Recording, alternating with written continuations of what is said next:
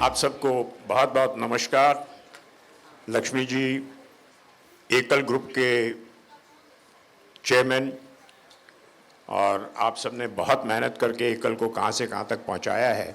Journey भी काफ़ी आगे है, लेकिन मार्ग अच्छा है, डायरेक्शन अच्छी है। आपको सबको बहुत बहुत बधाई। जो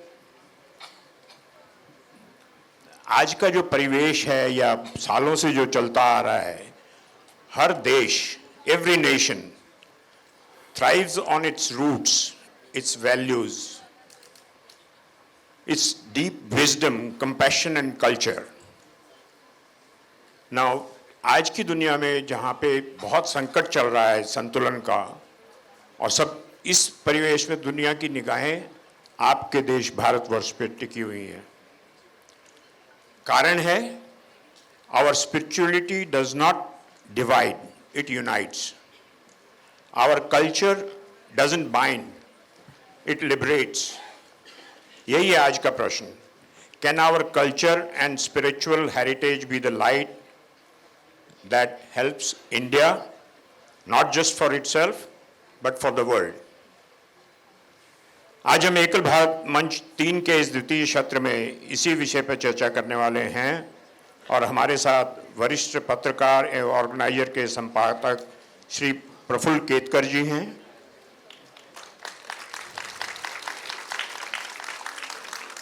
मीडिया जगत के दिग्गज सतीश के सिंह जी हैं, और जाने माने आध्यात्मिक युवा वक्ता गौतम खट्टर जी हैं। आप सबका इस मंच पे बहुत हार्दिक स्वागत, और आपकी गाइडेंस और विचार आज सुनने के लिए सब तत्पर हैं। जैसा कि थीम है विकसित भारत 47, तो सबसे पहला सवाल सतीश जी आपसे कर रहा हूं कि विकसित भारत में ग्रामीण भारत के लिए सबसे जरूरी क्या है। अपने हर प्रश्न में मेरे को पता है आप लोग बहुत प्रबुद्ध व्यक्तित्व हैं, अपने पास 3-3 प्रश्न करने की कोशिश करूंगा मैं, जिससे कि अपने बंधुओं को वैल्यू मिल सके। And each answer I would respect if it can be delivered in about 2-2.5 minutes. Thank you. धन्यवाद नरेश जी। सवाल सीधा है तो उत्तर भी सीधा है। हाँ, सीधी सी बात यह है कि इस देश में अगर अतीत नहीं है, जो आपकी थीम भी है कि स्पिरिट और रूट्स, अगर वो नहीं है तो हमारे पास इस देश में कुछ भी नहीं। तो सबसे पहली चीज़ तो ये है कि भारी गरीबी, भारी असमानता के बावजूद अगर कोई चीज़ हिंदुस्तान में रही है वो उसका स्पिरिचुअल वैल्यू और इसका जो जड़ है, रूट्स, वही रहा है। तो मैं उम्मीद करता हूं कि विकसित भारत, किस रूप में हम विकसित भारत चाहते हैं। क्या मटेरियलिस्टिक वर्ल्ड में भारत टॉप पर वो चाहते हैं, या सभी क्षेत्रों में भारत एक साथ ऊपर हो। मैं ऐसा मानता हूं कि जहां तक स्पिरिचुअल या रूट्स की बात हो, उसमें भारत शुरू से है अग्रणी है। पूरी दुनिया में अगर किस भारत की मार्केटिंग है तो सबसे बड़ी चीज़ भारत के लिए ये रही है। और जब इतनी गरीबी रही, इतनी असमानता रही, ये चीज़ें ज़रूर रही। तो मैं मानता हूँ कि अब आगे भारत को और विकसित करना है, जिसमें मटेरियलिस्टिक भी शामिल है।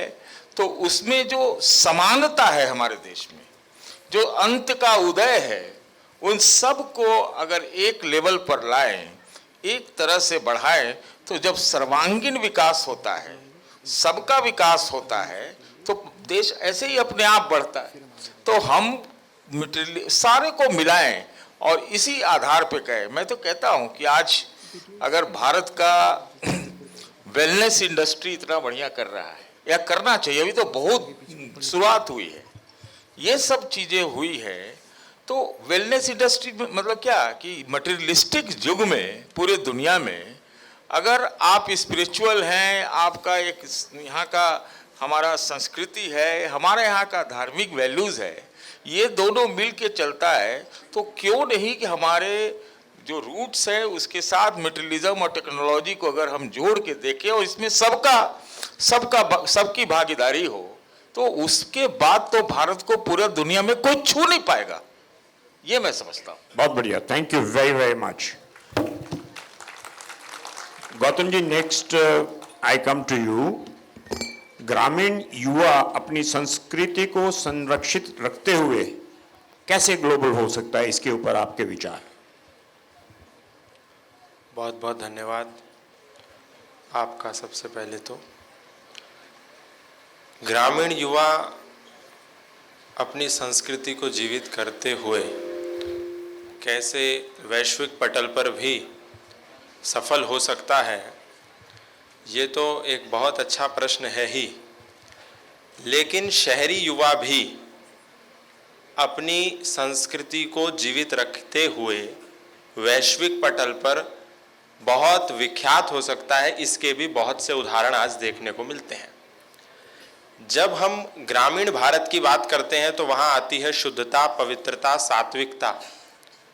और आज जब हम शहरी नौजवानों को भी देखते हैं तो उसमें से बहुत से ऐसे नौजवान हैं जो बड़ी बड़ी मल्टीनेशनल कंपनीज में काम किया करते थे, वहाँ से छोड़ करके आए, जो उन्होंने पैसा अर्जित किया था, धन अर्जित किया था, उस धन को आकर के उन्होंने एक गौशाला बनाई, उसमें इन्वेस्ट कर दिया और गौशाला बनाने के बाद वो जो देसी गाय का दूध है उसको बेच रहे हैं और वैश्विक पटल पर बेच रहे हैं। ऐसे ऐसे नौजवानों से मैं मिलता हूँ जो बहुत अच्छे अच्छे पदों पर थे कॉरपोरेट जगत में, लेकिन वो छोड़ करके आए और गाँव में आकर के उन्होंने, किसी ने खेती का काम शुरू कर दिया और ऑर्गेनिक फार्मिंग प्रारंभ कर दी। बहुत से ऐसे नौजवान हैं जिन्होंने आकर के A2 जो देसी गाय का जो शुद्ध वास्तविक घी है उसका प्रोडक्शन प्रारंभ कर दिया और उस घी को अमेरिका तक, ऑस्ट्रेलिया तक, रशिया और कनाडा तक वो एक्सपोर्ट करते हैं। तो यही तो भारतीय संस्कृति है कि शुद्ध खान पान, हमारा खान पान शुद्ध हो। आज हम जब शहर की तरफ देखते हैं तो हमको शुद्ध कुछ भी नहीं मिलता है। अगर हम दूध का एक गिलास शुद्ध इस दिल्ली जैसे शहर में ढूंढने का प्रयास करें तो एक गिलास दूध हमको शुद्ध नहीं मिल सकता। अगर हम सब्जियां बिना पेस्टिसाइड और फर्टिलाइजर की ढूंढने का प्रयास करें इस दिल्ली जैसे शहर में, NCR में, तो वो हमको मिल नहीं रही है। तो यही तो भारतीय संस्कृति है, जैसा खाएंगे अन्न वैसा होगा मन, और जैसा पिएंगे पानी वैसी होगी वाणी। और यहाँ का पानी भी अशुद्ध हो गया और अन्न भी विकृत हो गया। तो जब अन्न और जल दोनों ही जब विकृत हो जाते हैं तो मन और तन विकृत होना स्वाभाविक है। तो जो आपने बात कही कि ग्रामीण से क्या नहीं हो सकता, ग्रामीण से हर चीज हो सकती है, बस हमको एक तटस्थता के साथ, क्योंकि अब हमको ऐसा लगता है कि जो व्यक्ति ऑक्सफोर्ड में जाकर के पढ़ रहा है, जो कैम्ब्रिज में जाकर के पढ़ रहा है, वही कुछ कर सकता है। अभी थोड़ी देर पहले ही हमारे सामने एक उदाहरण थे कि कैसे स्कूल में पढ़े, लेकिन अंदर डेडिकेशन था, डिटर्मिनेशन था, तो व्यक्ति क्या नहीं कर सकता। तो यही है। बहुत सुंदर आपने बताया। और एकल यही काम कर रहा है कि शुद्धता की तरफ और ऑर्गेनिक की तरफ जो गांव में शिक्षा दे रहा है, कोशिश कर रहा है, और उसका बहुत अच्छे परिणाम आ रहे हैं। बहुत धन्यवाद। प्रफुल्ल जी, आपसे अगला प्रश्न, आपकी गाइडेंस, ग्रामीण और वनवासी युवाओं में आप कौन सा बदलाव देख रहे हैं जो बताता है कि वे अपनी जड़ों से जुड़े रहकर आगे बढ़ रहे हैं और बढ़ते रहेंगे? सबसे पहले तो एकल को बहुत बहुत धन्यवाद यहाँ पर मुझे बुलाने के लिए। आज राष्ट्रीय एकता दिवस है। इस मौके पर आप लोगों ने इस संवाद की, इस मंच की पहल की। मैं मानता हूँ कि इस कल्चरल रूट्स को, कल्चर तो कहना चाहिए नहीं कहना चाहिए, मुझे ज़रा थोड़ा सा उसमें भी आपत्ति, भले ही मैं अंग्रेजी का पत्रकार हूँ, लेकिन भारत ने संस्कृति का विचार कभी कल्ट के रूप में नहीं किया। कल्चर तो कल्ट से आता है, और कल्ट जो होता है वो बड़ा एक तरीके से हम कह सकते हैं कि एक पंथ से जुड़ा हुआ एक बंदिस्त विचार होता है। संस्कृति तो हमारी लिबरेट करती है, आपने जैसे कहा। तो मैं आज देख रहा हूं कि ग्रामीण और जनजाति का युवा एस्पिरेशनल तो है, उसकी एस्पिरेशन जरूर बढ़ी है, इस डिजिटल स्पेस के कारण हो, शिक्षा के कारण हो, दुनिया का जो एक्सपोजर उसको अलग अलग माध्यमों से मिल रहा है, तो स्वाभाविक रूप से उसकी एस्पिरेशंस बढ़ी है। लेकिन उसके साथ साथ वो अपनी जड़ों के साथ जुड़े भी रहना चाहता है, और ये द्वंद्व है। मैं मानता हूं आज ये भारत के सामने द्वंद्व है, क्योंकि दुर्भाग्य से हमने एक ऐसा मॉडल खड़ा किया जिसका गौतम जी ने अभी जिक्र किया, और सतीश जी भी बोलते बोलते बोल गए, लेकिन पैरामीटर्स फिर वही लेकर गए। जब तक हम इन जीडीपी के पैरामीटर्स पर अड़े हुए हैं, जब तक हम ये टेक्नोलॉजी के पैरामीटर्स अमेरिकन फॉलो करना चाहते हैं, कोई दिल्ली को शंघाई बनाना चाहता है, कोई मुंबई को न्यूयॉर्क बनाना चाहता है, भारत को ही बनाना नहीं चाहता। मैं मानता हूं कि हमने इस डेवलपमेंट के मॉडल में क्या किया, हम जब भी रजत जी को भी जाति का प्रश्न पूछ रहे थे, उन्होंने तो थोड़ा सा मीडिया से उसको बचा लिया, लेकिन मीडिया क्यों एनालिसिस करता है कि इस जाति में इतने लोग हैं, इस जाति के इस कॉन्स्टिट्यूंसी में इतने लोग हैं, ये इस जाति के हैं तो वो इस पार्टी को वोट देंगे? या प्रश्न पूछते हुए वो किसी नेता को ये क्यों पूछता है कि आपने इतने इस संप्रदाय को इतने टिकट क्यों नहीं दिए? सबसे ज्यादा इस हमने बांटने की जो अंग्रेजों की जो नीति थी, उसको नीतिगत अर्थ में एक तरीके से इंस्टीट्यूशनलाइज कर दिया। तो ग्रामीण विकास होता है तो शहरों का नहीं होगा, इंडस्ट्री का विकास होता है तो एग्रीकल्चर का नहीं होगा। तो ये जो द्वंद्व में हम बढ़ गए हैं, मैं मानता हूं एकल के पीछे की जो मूल सोच है कि भारत की जीवन दृष्टि, सांस्कृतिक दृष्टि एकात्म है, और एकात्म है तो जनजाति, ग्रामीण, ग्रामवासी, नगरवासी, ये परस्परावलंबी जीवन शैलियां है, लेकिन वो भारत की जीवन पद्धति है। बहुत बढ़िया। नगर व्यापार का, एक्सपोर्ट का केंद्र रहेगा, ग्राम जो है वो कभी भी केवल खेती का केंद्र नहीं था, ग्राम हमारा उत्पाद का केंद्र था। इंडस्ट्रियल विलेजेस हुआ करते थे हमारे, इसलिए हम विश्व के 25% जो जीडीपी का हिस्सा थे। हमने ये कैसे मान लिया कि गांव मतलब केवल खेती? ये तो 1880 के बाद आई हुई बीमारी है। 1857 के बाद जो सारी खेती की नीतियां ब्रिटिशों ने लाई, उसके कारण हमारे गांव के उद्योग खत्म हो गए। तो हमको भारत के तरफ देखने की दृष्टि बदलनी पड़ेगी। एकल जैसे अभियान, मैं मानता हूं कि उन सांस्कृतिक जड़ों को सींचने की, उसको खाद डालने की प्रक्रिया है, ताकि वहां से निकला हुआ युवा भारत को विश्व की उड़ान भरने की इच्छा रखते हुए भी भारत के जड़ों के साथ अपने पैर जोड़कर रहे। मैं मानता हूं इस प्रक्रिया को और गति देने की, और शिक्षा के माध्यम से उच्च शिक्षा में भी, आज हम एकल में तो प्रमुखता से प्राथमिक और माध्यमिक शिक्षा में है, लेकिन उच्च शिक्षा में आते आते उसकी दृष्टि पूरी तरह से बदल जाती है। वो इस विभाजित रूप में सबको देखने लगता है, उसकी एस्पिरेशंस अमेरिकन लाइफस्टाइल की हो जाती है। उससे हम कैसे इस युवा को बचाए, मेरे सामने तो ये सबसे बड़ा अभी आज संकट लग रहा है। बहुत सुंदर व्याख्यान आपने इस बात के बारे में दिया, धन्यवाद आपका। सतीश जी, मैं क्वेश्चन मेरे पास दूसरा था, लेकिन मैं चेंज कर रहा हूँ इसको। जो प्रफुल्ल भाई साहब ने कहा, इसको क्रियान्वित करने के लिए समाज को, एकल जो कर रहा है वो तो कर ही रहा है, उसी लाइन पे कर रहा है पूरी तरह से, और समाज के कुछ अन्य वर्ग भी कर रहे हैं, लेकिन पूरे समाज को, including my panel here, sitting here, very distinguished panel, क्या कर सकते हैं और क्या करना चाहिए? Thank you.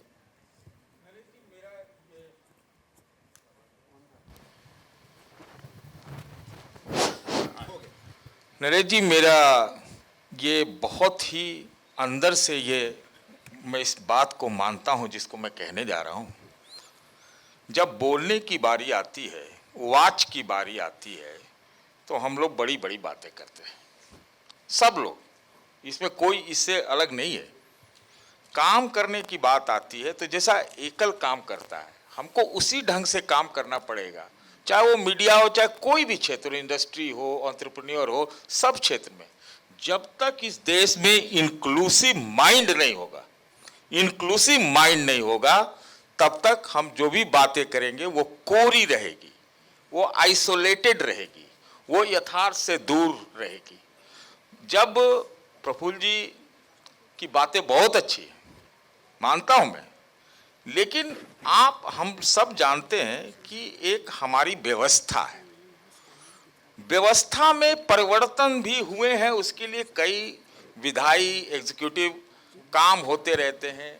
ये जो बहुत सारे लोग लोग जाके प्रवचन वाचन करते रहते हैं, वो सब तो करते रहते हैं, लेकिन यथावत स्थिति को बदलने के लिए, स्टेटस को बदलने की थोड़ी आवश्यकता निश्चित रूप से है।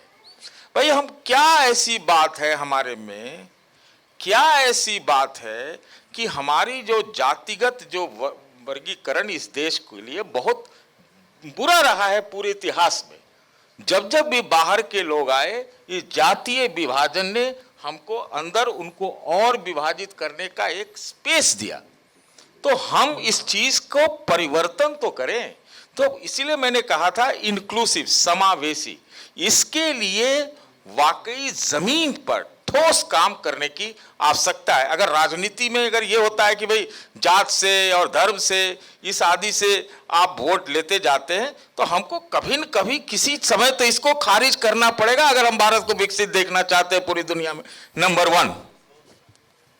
Thank you very much. ये आपकी सुझाव सही है। मैं यहाँ पे सदन से और मंच से भी रिक्वेस्ट करूँगा कि हम लोग तो अपनी तरफ से ये पहल करें। एकल कर रहा है अपने स्तर पे, लेकिन इंडिविजुअल स्तर पे भी अपने को ये पहल करके जितना भी कंट्रीब्यूशन करते जाएंगे हम लोग, तो वो वृक्ष बढ़ता जाएगा और भारत का अल्टीमेट बेनिफिट होगा, स्पीड भी बढ़ जाएगी अगर आगे हम लोग सब करते रहेंगे। सतीश जी, बहुत बहुत धन्यवाद। गौतम जी, आपके लिए क्या ग्रामीण भारत से नए भारत का नैतिक और सांस्कृतिक नेतृत्व निकल सकता है? ये प्रश्न बहुत जरूरी हो गया इस संदर्भ में जो अभी अपने डिस्कस किया था। ये मैसेज आज के आपके जो भी आप अपने डिस्कशन कर रहे हैं, ये it will reach to lakhs and lakhs of people, ग्रामीण भारत में भी पहुंचेगा। युवा के लिए आपकी इसके बारे में बताइए। देखिए, आपने जो प्रश्न किया कि ग्रामीण भारत से क्या नेतृत्व निकल सकता है, यदि हम इतिहास को देखें तो इतिहास में देखने से तो यही पता चलता है कि भारत को आज़ाद कराया, उसमें 7 लाख से ज़्यादा देश के क्रांतिकारी नौजवान थे। भगत सिंह थे, वो गांव से थे। गांधी जी थे, गांव से थे। गांधी जी के जितने अभियान हुए वो गांव में हुए। गांधी जी के साथ जितने लोग लंबी लंबी यात्रा करते थे वो गांव के लोग थे। चंद्रशेखर आज़ाद थे, वो भी गांव के थे। राजगुरु सुखदेव थे, वो भी गांव के थे। वीर सावरकर थे, वो भी गांव के थे। गांव के लोगों ने ही देश को नेतृत्व दिया।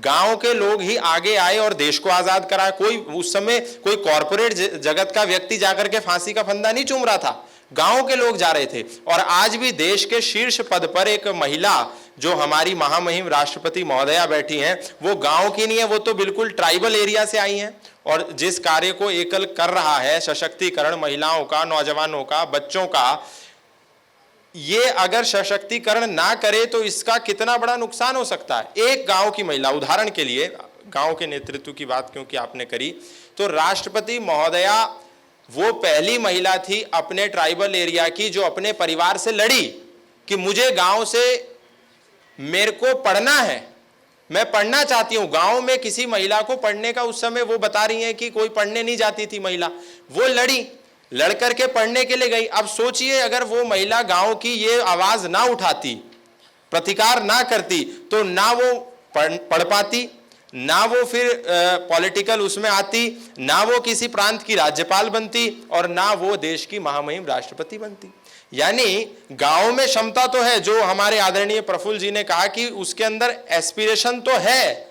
और अब धीरे धीरे जैसे एकल जो अभियान चला रहा है अपनी गति के साथ, उससे वो उनके भीतर का जो एक टैलेंट कहिए वो उभर के आता है। क्योंकि संभावना को अवसर में बदलना बहुत मतलब अवसर को एक संभावना में बदल करके सौभाग्य बना करके उसको वर्ण करना, इसके लिए थोड़ा सा पीछे से पुश की जरूरत होती है, तो वो एकल देने का काम कर रहा है और ऐसे बहुत सारे संस्थान हैं जो इसको कर रहे हैं। उदाहरण के लिए, हालांकि पहले ही लिखवा लिया गया था कि इस तरह की कोई बात मत कीजिए, लेकिन मैं एक छोटी सी बात कह देता हूं। इस समय भारत में बहुत सारे ऐसे लोग हैं जो अपना कुछ कुछ एजेंडा लेकर के गांव गांव में जाकर के 2 ही आधार पर भारत के नौजवानों को कन्वर्ट कर रहे हैं, और उसमें जो सबसे बेसिक आधार है वो है शिक्षा।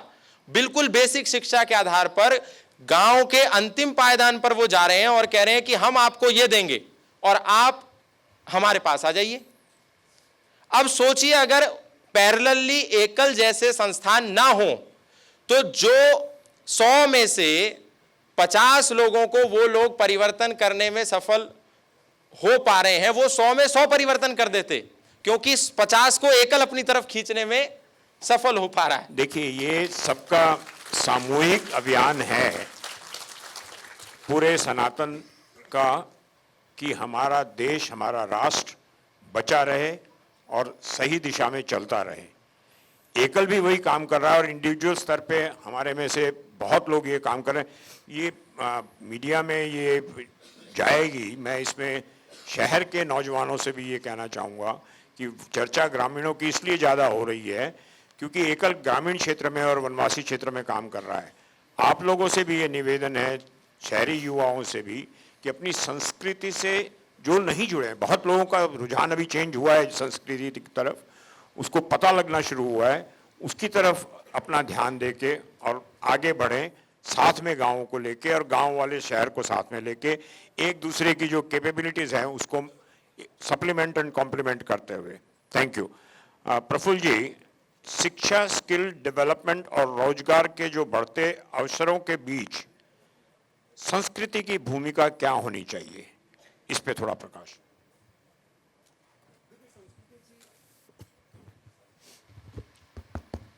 संस्कृति की भूमिका पर तो मैं आऊंगा, लेकिन उससे पहले तो हमको स्पष्टता हो कि संस्कृति हम किसको कह रहे हैं। भारत की संस्कृति की जड़ों की विशेषता क्या है। एक बड़ी गड़बड़ मुझे लगता है रमेश जी की है एक शब्द ने, जिसके बारे में दुर्भाग्य से हमने कभी सीरियसली डिस्कशन नहीं किया। वो शब्द है नागरिक।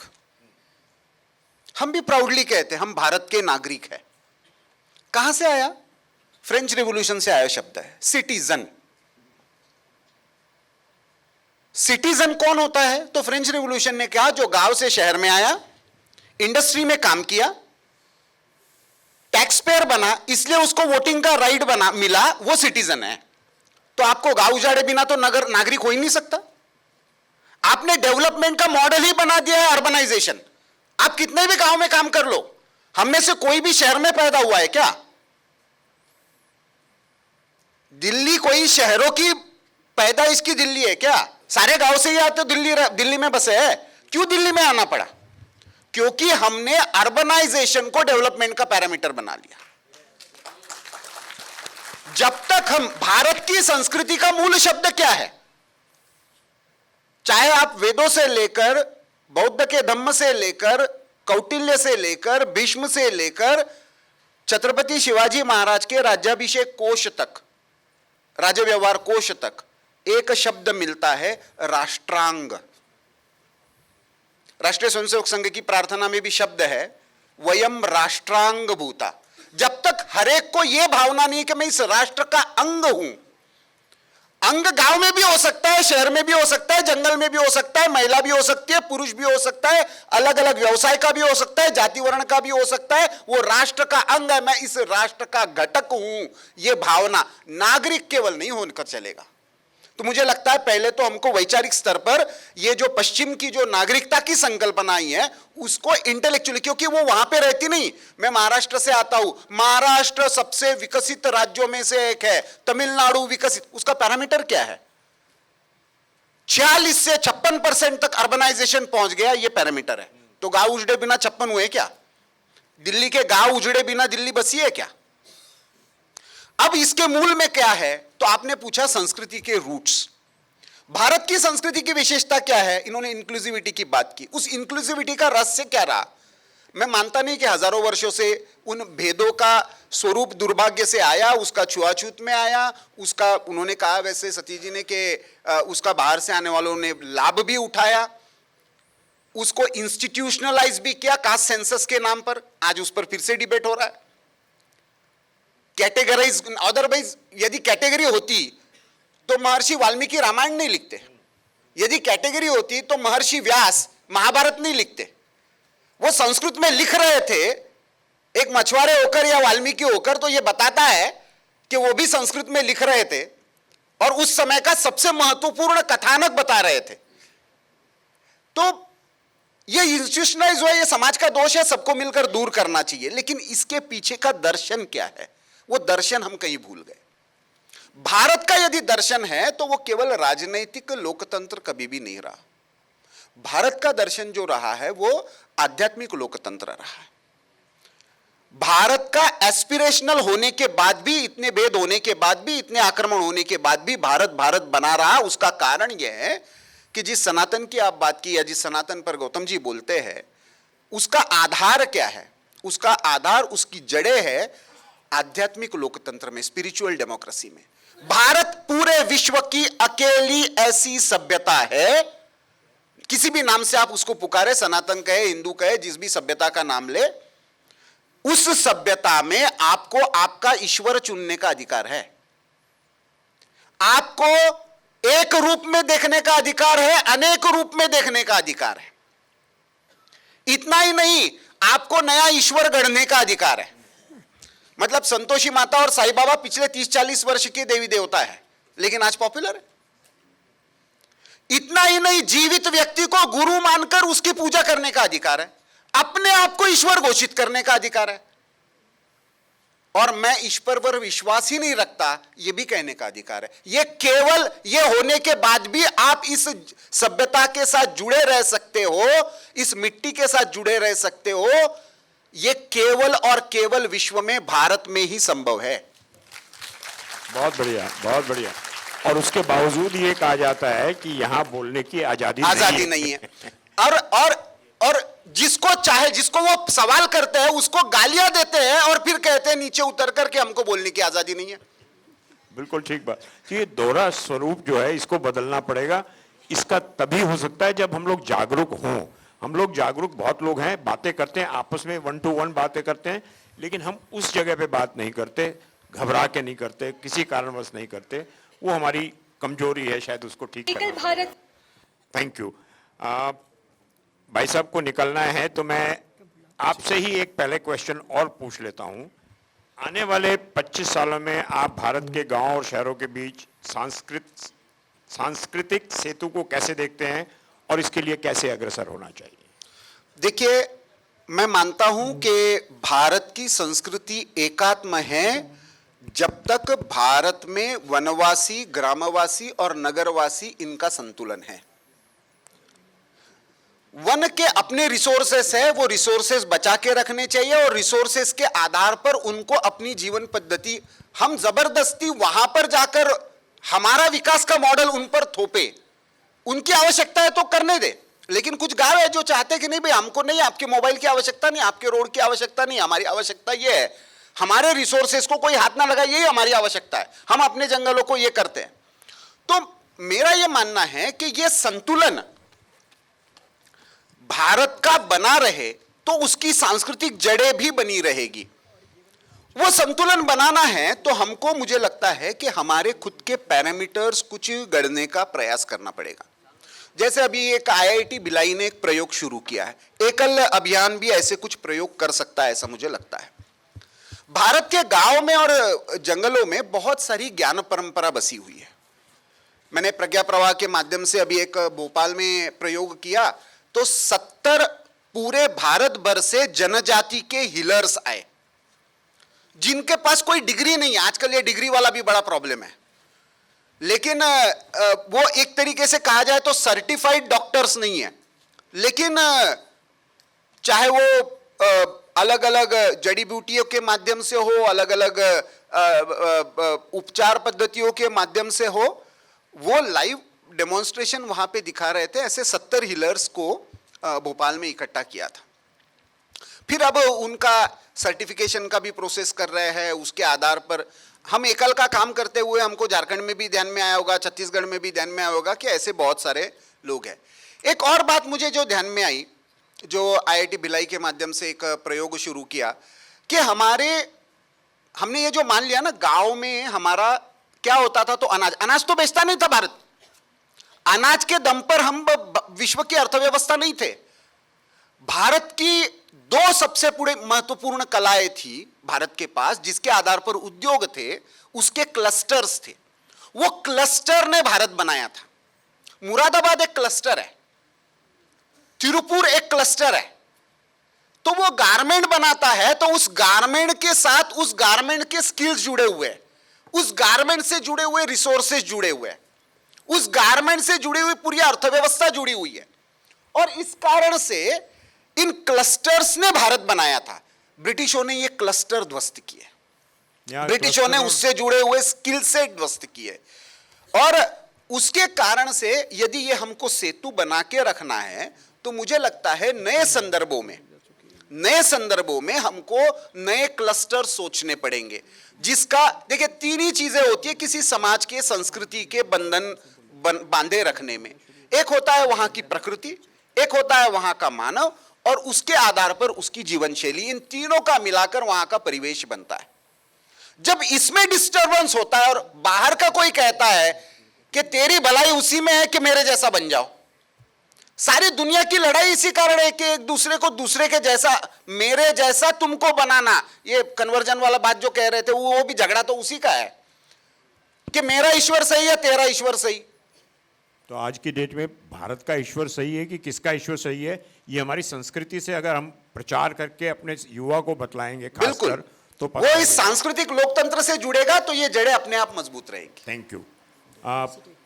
समय की सीमा की वजह से मैं कहूँगा नहीं कि कम है, क्वेश्चंस डिफरेंट थे आज और बहुत इंटरेस्टिंग था। We could have gone further, but समय की सीमा जो है उसको रिस्पेक्ट करते हुए in 2 minutes there are some rapid fire questions. Satish ji, अगर भारत के युवाओं को एक संदेश देना हो, वन लाइनर, आप क्या कहना चाहेंगे ताकि वे संस्कृति और प्रगति दोनों को साथ लेकर चलें? यूनिटी और aspirational. Very good, thank you very much. Gautam ji, शहर के युवाओं को अपनी जड़ों से जोड़े रहने के लिए एक वन लाइन मंत्र क्या होगा? एक वन लाइन मंत्र में अगर शहरों के युवाओं को अपनी जड़ों से जुड़ना है, तो रोज़ कम से कम 10 भगवत गीता के श्लोक पढ़ा करें, उसके अर्थ को समझा करें और फिर उसको जीवन में उतारा करें। बहुत सुंदर, बहुत सुंदर। प्रफुल्ल जी, परंपरा या ट्रेंड क्या ज़्यादा टिकाऊ है और उसको कैसे मेंटेन करना चाहिए? देखिए, ऐसा है, भारत को जानते हैं तो भारत का नाम चेंज विथ कंटिन्यूटी है। भारत मूल को बदले बिना, जैसे दीनदयाल जी ने कहा था कि जो देशानुकूल है उसको युगानुकूल करना और जो विदेशी है उसको देशानुकूल करना, ये भारत की प्रकृति रही है। उस प्रकृति के साथ जुड़ते हैं तो जड़ें भी मजबूत रहती है और ट्रेंड के साथ भी चलते हैं। Thank you. One common question to all 3 of the panellist, आधुनिक भारत का रोल मॉडल क्या होना चाहिए? भारत का जो पुराना इतिहास है, संस्कृति है, कभी जीडीपी में पूरे दुनिया में 25% भारत का हिस्सा हुआ करता था 1600 की ईस्वी के लगभग, उन मूल्यों को ले आना और सभी अच्छी चीज़ों को अच्छी जगह से सीखना और ये सब मिला करके नंबर 1 पे जाना। Thank you. Gautam ji, same question, आधुनिक भारत का रोल मॉडल क्या होना चाहिए?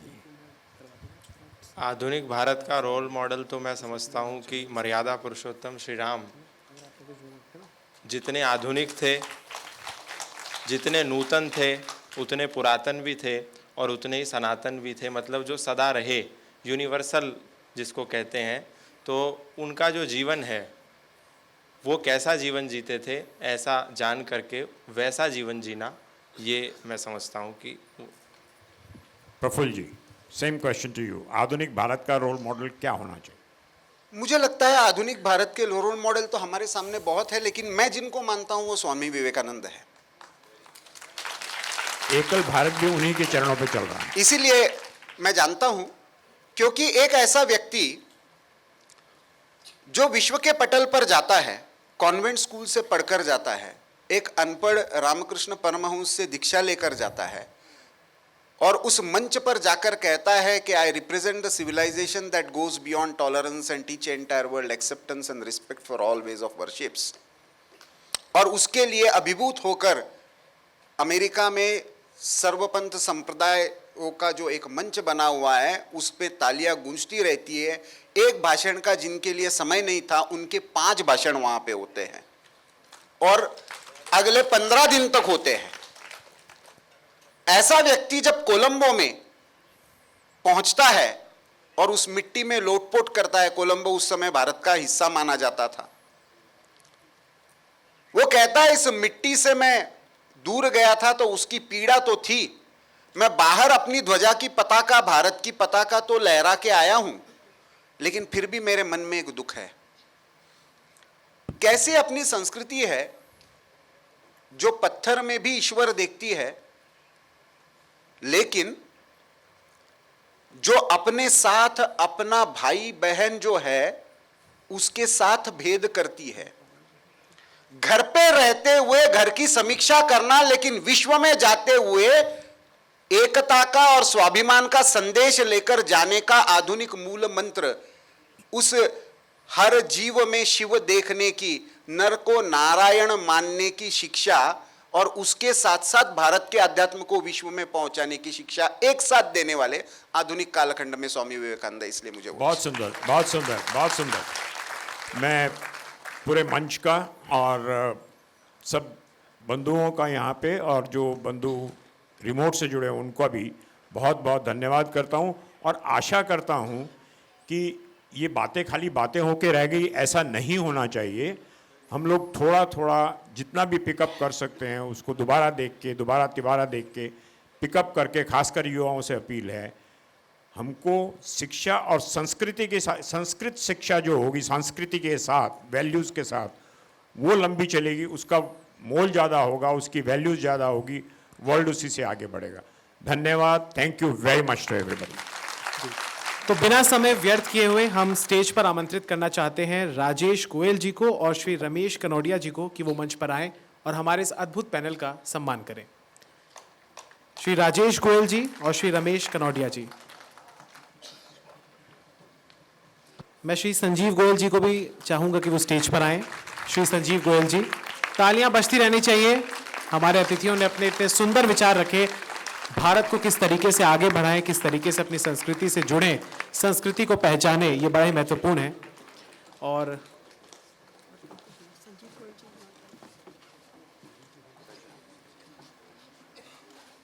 अभिवादन कीजिए तालियों के साथ, क्योंकि हमारे जो पैनलिस्ट हैं इन्होंने अपना बेशकीमती समय निकाला, इतने सुंदर विचार रखे।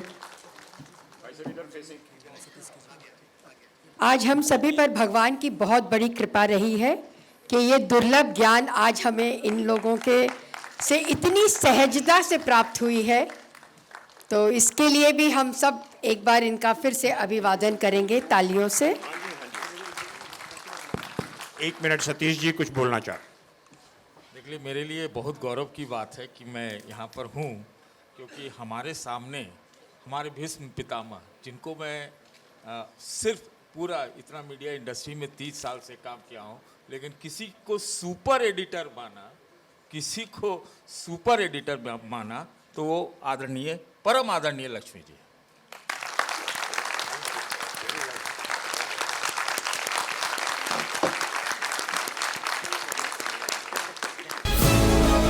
उमैक्स प्रेजेंट्स एकल भारत मंच 3.0 को पावर्ड बाय SMC।